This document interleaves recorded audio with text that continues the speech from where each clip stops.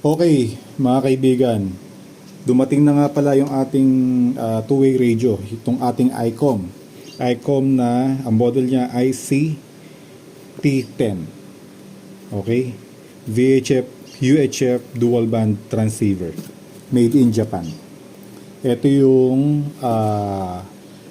kumuha tayo ng permit to purchase sa NTC at ayun ang binigay natin sa pinagbilan natin ng ating ICOM. So ito, original na ICOM to hindi China to.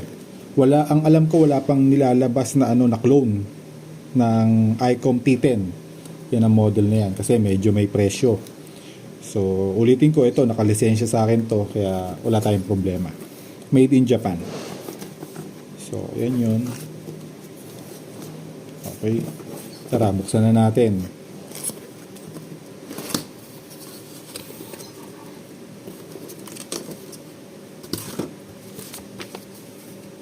Basic manual.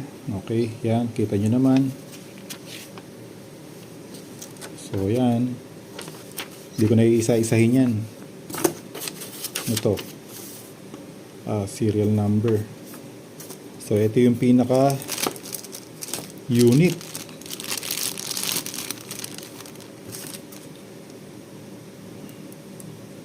So, ramdam mo na talagang silyado siya.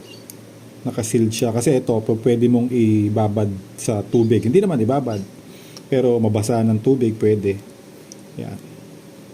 Okay, so ito yung antena. Ano ba tawag dito? Antena na to, male yata yan, SMA male. Belt clip.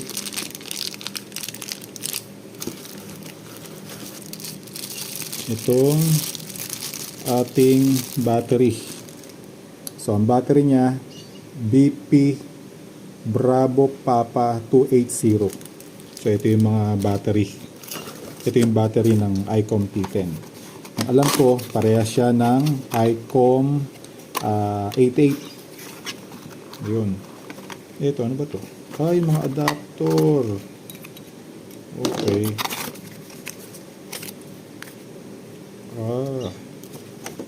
Ano ng ibang bansa. So, yun.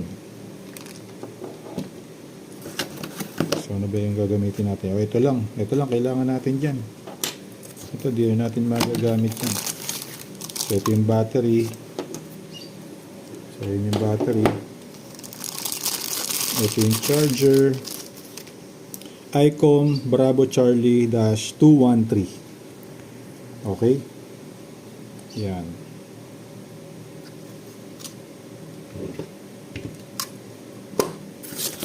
Tapos belt clip, antenna. So, yun lang muna. At mamaya ako na bubuksan sa ibang video naman yun. Unboxing muna tayo. Okay? Yun lang. Thank you.